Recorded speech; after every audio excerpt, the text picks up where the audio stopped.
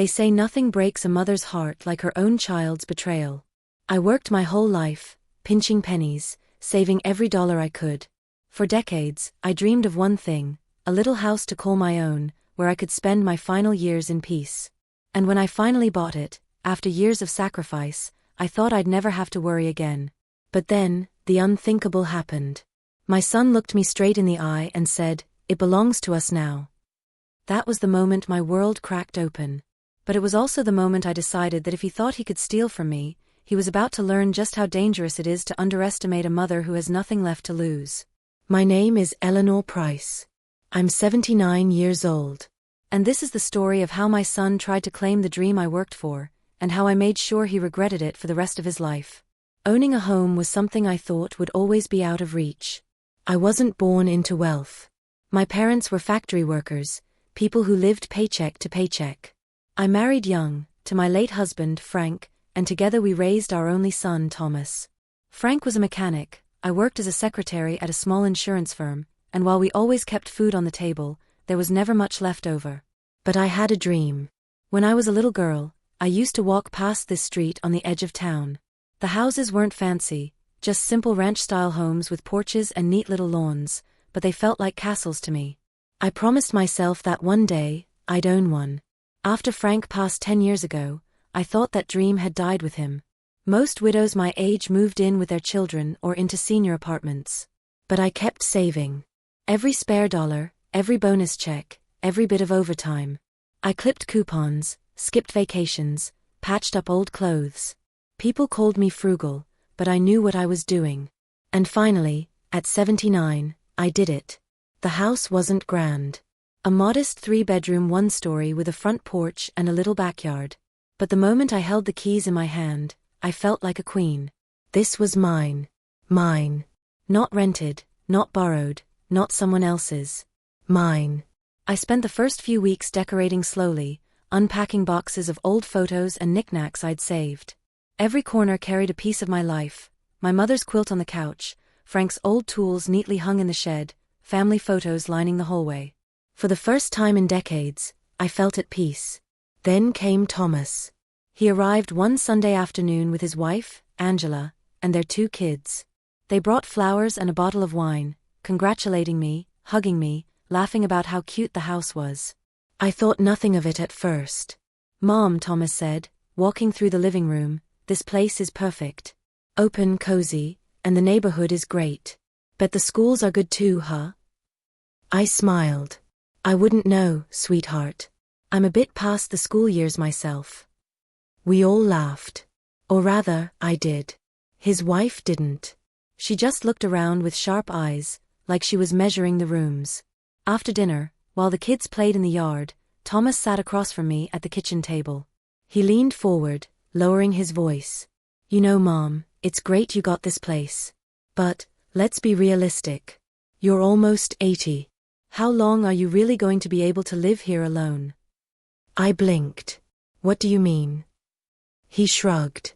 "I mean this house, it's bigger than you need. You don't have the energy to take care of a place like this. And Angela and I have been talking.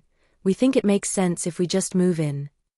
I stared at him, not sure I'd heard correctly. "Move in?" "Yeah," he said casually, sipping his wine. "We'll take the master bedroom, of course. You can have one of the smaller rooms. That way, we can all live together, and we can help you when you need it." My chest tightened. "Thomas, this is my house." He leaned back, smiling faintly. "Mom, come on. You bought it with retirement savings. You don't really need all this. Think of it as a family house. Ours now." His words sliced into me. Ours now. Like I hadn't worked every year of my life for it. Like my sacrifices meant nothing. Angela came in then, wiping her hands on a dish towel. "It's true, Eleanor. This place would be perfect for the kids. And honestly, it makes more sense than you rattling around in here by yourself." I swallowed hard, my hands gripping the edge of the table. "No. This is mine. I bought it. For me." Thomas frowned, his smile fading. "Don't be selfish, Mom. Family shares. You raised me, and now it's my turn to take care of things. This house belongs to us now. I felt like the air had been sucked out of the room. My own son, the boy I carried in my arms, the boy I worked double shifts for, was trying to take away the one thing I had left. That night, after they left, I sat in my armchair staring at the keys in my hand. They glinted under the lamplight, heavy with meaning. He thought he could bully me, guilt me, pressure me into giving up my dream. But Thomas didn't know me as well as he thought. Because I may have been old, but I was not weak. And if he wanted a fight, he was about to get one. The following weekend, I was still trying to shake off the sting of Richard's words when I heard a knock at the door. It wasn't just Richard, it was Amanda, the kids, and the back seat of their SUV packed full of boxes. I opened the door slowly, my stomach dropping. What's all this? Amanda flashed a bright smile, carrying a box labeled toys. We thought we'd start moving a few things in. You know, so the kids feel comfortable when they're here. I froze in the doorway. When they're here. Amanda, this is my home. You don't just move things in without asking. Behind her, Richard hoisted a box of books, his face already set in a stubborn line. Mom, don't make this harder than it needs to be. We've already talked about it. The house works better for us. You'll adjust. Adjust. Like I was a guest in my own life. I stood aside, not because I agreed, but because I needed to watch. I needed to see just how far they'd go. Within an hour, the children had filled the upstairs guest room with toys, Amanda had hung coats in the hall closet, and Richard was measuring the living room wall as if deciding where to hang a television. I watched from the kitchen, my hands shaking as I gripped the counter. You're acting like you own the place. Richard shrugged. Well, we will. It's just a matter of time. The words hit me like cold steel. Amanda appeared beside him, smiling sweetly. You should be happy, Eleanor. You won't be alone anymore. You'll have us right here. I looked at her, this woman who wore my son's ring and smiled like she was doing me a favor, and all I saw was someone waiting to bury me in my own home. That night, after they left, I went room by room, touching everything they had disturbed. The guest room crowded with toys. The closet with Amanda's coats hanging next to mine. The marks Richard had made on the wall with his measuring tape. It felt like an invasion. But I didn't cry. Not that night. I sat at my dining table under the soft yellow light of the chandelier and opened my notebook. Page 1, they want the house. They think it belongs to them. Page 2, Richard believes I'm too old to manage. Amanda sees me as a burden in the way of her future. Page 3, they underestimate me. That's their mistake. The next few weeks were a test of endurance. Every visit, they pushed further. Amanda brought curtains and draped them over the kitchen counter, saying, "These will brighten things up when we put them in." Richard walked through the garage muttering about knocking down a wall for more space. The kids began telling me which rooms belonged to them. Every comment, every action, every entitled smirk, I wrote it all down. And in the quiet hours of the night, I began making calls. First to my lawyer, to make sure the deed was ironclad and in my name alone. It was. The house was untouchable unless I chose otherwise. That knowledge alone gave me strength. Then I made a second call, to a financial advisor Frank and I had once trusted. He told me what I needed to hear, that there were ways to protect my property, ways to ensure it could never fall into the wrong hands. Amanda and Richard thought they were clever, easing their way in, treating me like a guest in my own home. But every move they made, I was 2 steps ahead. One afternoon, while Amanda supervised the kids playing in the yard, she turned to me with a smile too sweet to be real. Eleanor, don't you think it would be easier if we just handled things for you? Bills, repairs, groceries. You could just relax and not worry about anything. I set down the watering can I was holding, my eyes narrowing.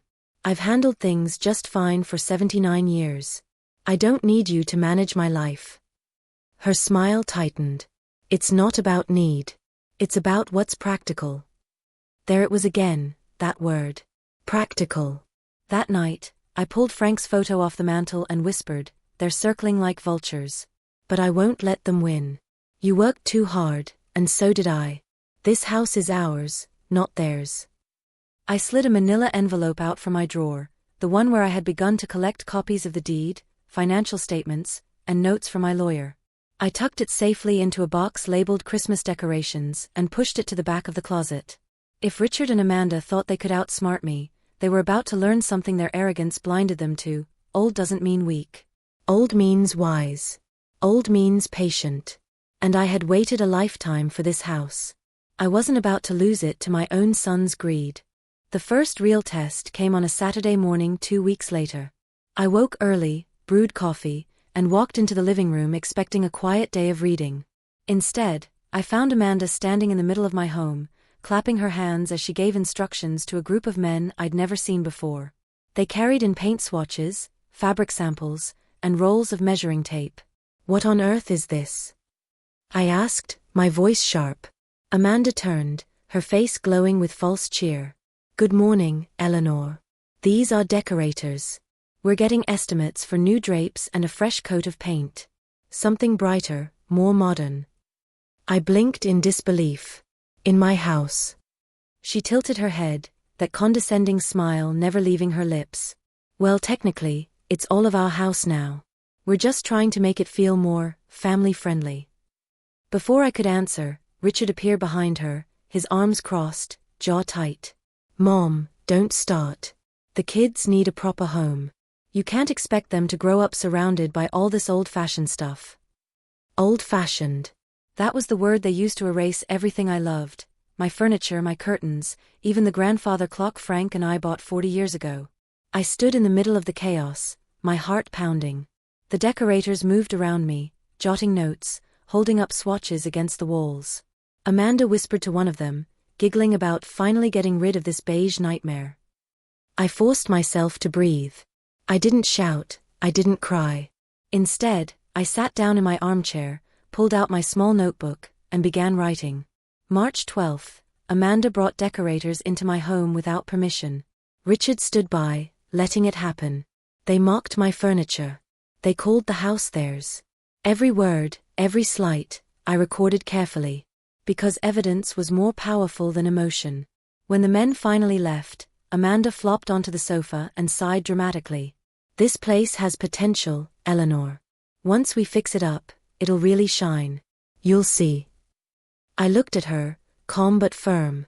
"You mean once I fix it up, because this is my home. Don't forget that."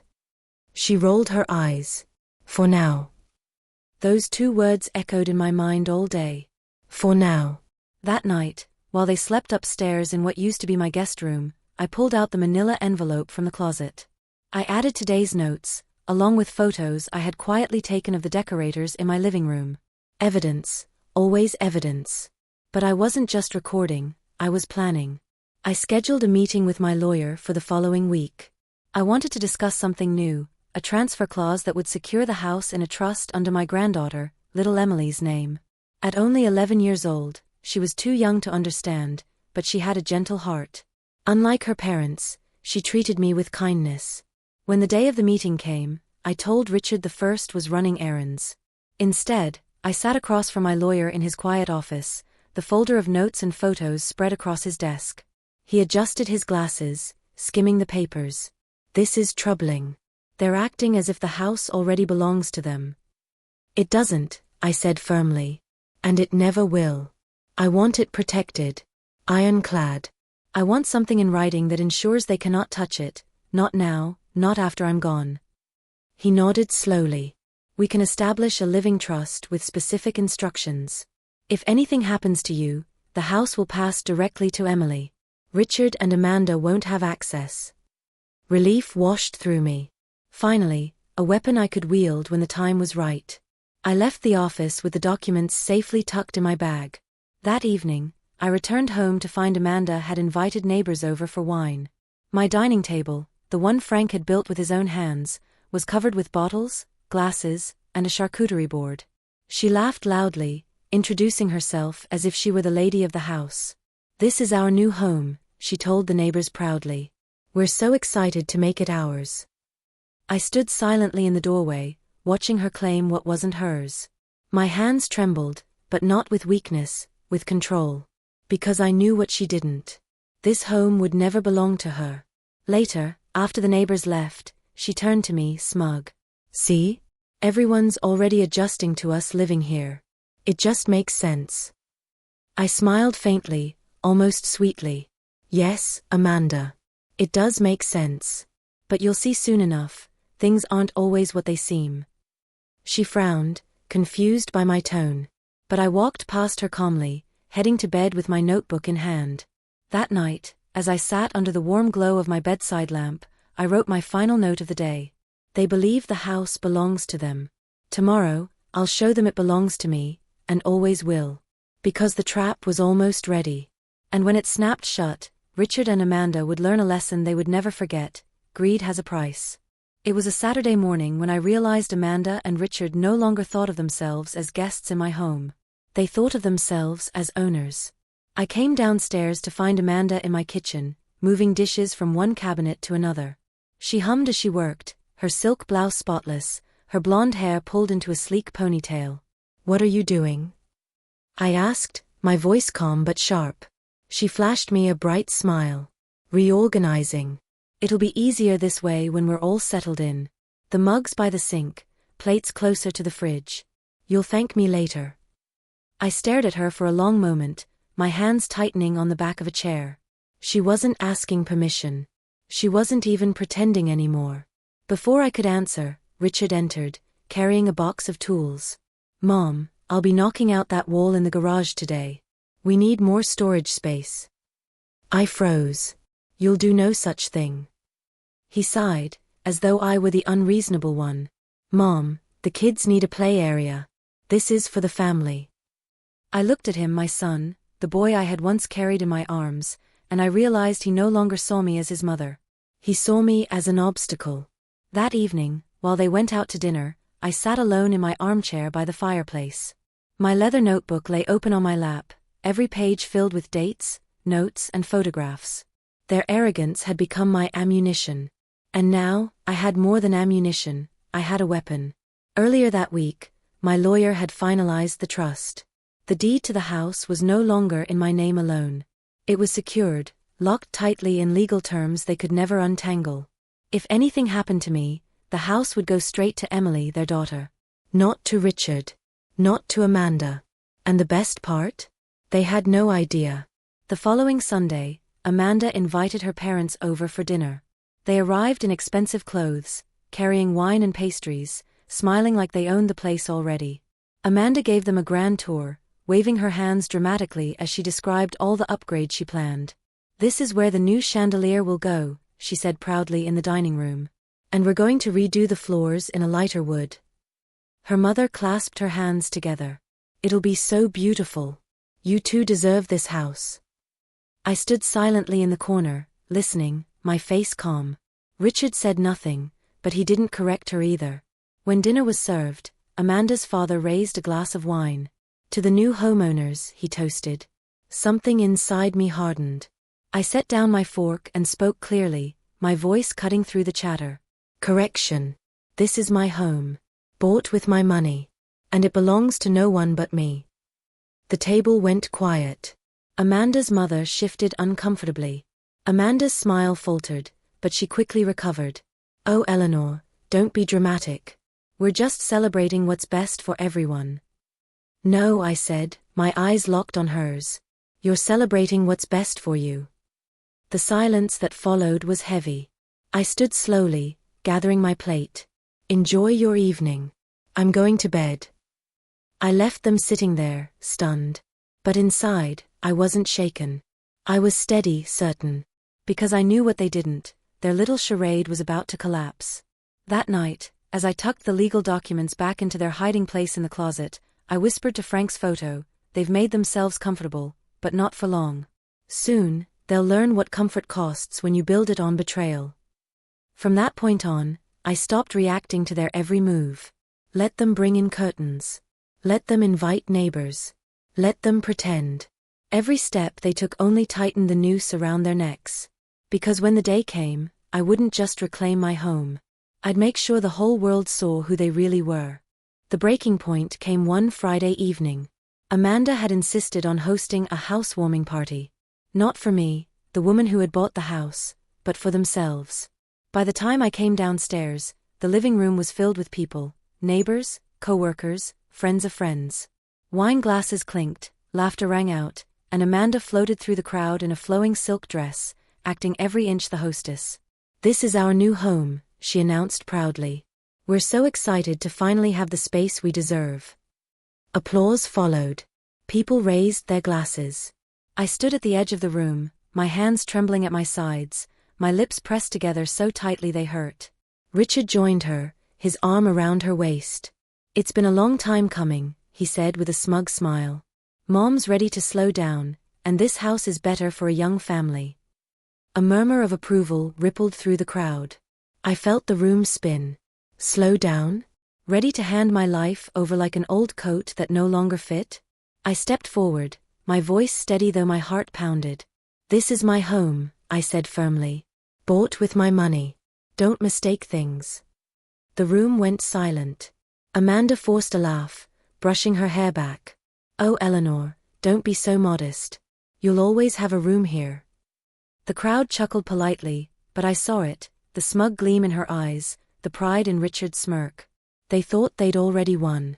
But they had no idea that I had been preparing for this very moment. After the guests left and the house was finally quiet, I found Amanda in the kitchen stacking glasses. Richard leaned against the counter, scrolling on his phone. I placed a folder on the table. "We need to talk." Amanda glanced at it, uninterested. "What is it, Eleanor?" I slid the folder toward Richard. "Proof. Every word, every receipt, every decorator's estimate, every photo of you two treating this house as if it were already yours. And more importantly, legal documents." Richard frowned, flipping through the papers. His face paled as he read. Amanda stepped closer, her smile fading. "What is this?" she demanded. I crossed my arms. "It's the trust. This house is no longer just in my name, it's legally secured to pass to Emily, your daughter, when my time comes. Not to you. Not to Amanda. And until then, it remains mine. You have no rights here. None." Amanda's jaw dropped. You can't do that." "Oh, I already did," I said calmly. Richard's voice shook with fury. "Mom, how could you? After everything I've done." I cut him off. "Everything you've done is try to steal from me. You thought because I'm old, I'm weak. But you forgot who I am. I built this life. I earned this home. And you'll never take it." For the first time, silence filled the room with no smug smiles, no clever comebacks. Amanda's face twisted. "You'll regret this, Eleanor." I smiled faintly. "No, Amanda. You will." I gathered my papers and walked away, leaving them fuming in the kitchen. Upstairs, I closed my bedroom door, sat on the edge of my bed, and whispered to Frank's photo, "One more step, love. Just one more step, and they'll never recover from this." Because I wasn't finished yet. Exposing them privately was only half the battle. The real victory would be public, when the entire community saw exactly who they were. And that moment was coming. Very soon. After that night, the air in the house turned thick and bitter. Richard barely spoke to me, his jaw clenched whenever we crossed paths. Amanda moved around like a storm cloud, her heels clicking angrily across my hardwood floors. They didn't leave, but they didn't win either, and the sting of their failure showed in every glare they cast my way. But I knew them. Pride wouldn't let them stop. And I needed them to go further, to cross the line in front of witnesses, so there would be no coming back. That chance came sooner than I expected. The following week, Amanda sent out invitations without telling me. I found one lying on the counter, embossed with gold lettering. "Celebrating our new home, Richard and Amanda Davis." My stomach turned. They were announcing to the neighborhood that this was theirs. Not mine. The audacity burned, but I didn't stop them. Instead, I smiled quietly to myself and slipped the invitation into my notebook. The night of the party, I dressed carefully. Lavender dress, cream cardigan, silver gray hair pinned neatly in a bun. I wanted to look exactly like what I was, a dignified woman in her home. By 7, the house was full. Neighbors mingled in the living room, wine flowed, laughter filled the air. Amanda floated about, introducing herself as the new lady of the house. Richard bragged about our renovation plans. I waited until the moment was right. When the room was full, the chatter loud, and all eyes were on Amanda as she tapped her glass for a toast. To new beginnings, she said brightly, raising her glass. And to finally having the home we deserve. Glasses lifted. Smiles spread. That was when I stepped forward. "Excuse me," I said clearly, my voice cutting through the laughter. The room quieted. Dozens of eyes turned toward me. Amanda's smile faltered. I walked to the center of the room, my notebook in one hand, a folder of documents in the other. My heart pounded, but my voice was steady. "This is not your home," I said. "It's mine. Bought with my money, earned through my work, my sacrifices, and my husband's years of labor. And I will not stand by while lies are toasted under my roof." Gasps rippled through the crowd. Amanda's face turned crimson. Richard stepped forward, his voice sharp. "Mom, stop embarrassing yourself." "No, Richard," I said coldly. "I'm stopping you." I opened the folder, pulling out copies of the trust, the deed, the records. "This house is legally secured in my name until I pass, and then it belongs to Emily, your daughter. Not you. Not Amanda. And every neighbor, every guest here tonight should know the truth. You tried to take from your own mother, to push me aside, to steal what I built." Murmurs filled the room. Guests shifted uncomfortably, their eyes darting between Richard and Amanda. Amanda stammered, "She's lying." I held up my notebook, pages filled with neat handwriting. "I've kept records. Dates, receipts, photographs. Proof of every decorator you hired, every lie you told, every time you introduced yourselves as the new homeowners." I spread the pages across the table for all to see. The silence was deafening. A neighbor finally spoke, her voice sharp with disgust. "Is this true?" Richard's face twisted, Amanda's eyes filled with panic, but neither answered. I straightened my shoulders, lifting my chin. "You wanted to humiliate me, to erase me. But all you've done is expose yourselves. This house will stand long after you leave, and it will stand with me." The crowd began to murmur, their disapproval clear. One by one, they set down their glasses, slipping out of the house without looking back at Richard and Amanda. By the time the last door closed, the room was silent, heavy with shame. Richard's voice broke the quiet. "Mom, how could you do this to me?" Tears stung my eyes, but I didn't waver. "No, Richard. How could you do this to me? To your own mother?" He had no answer. Amanda grabbed her purse, her face twisted with fury. "We're leaving." They stormed out into the night, their footsteps echoing down the walkway. For the first time in months, the house was quiet. My house.